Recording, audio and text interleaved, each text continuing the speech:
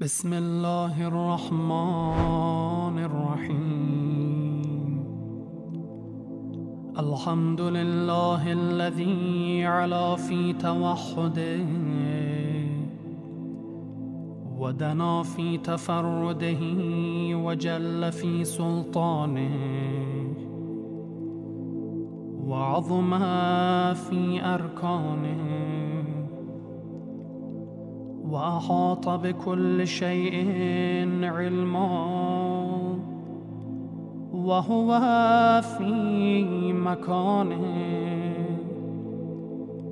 وقهر جميع الخلق بقدرته وبرهانه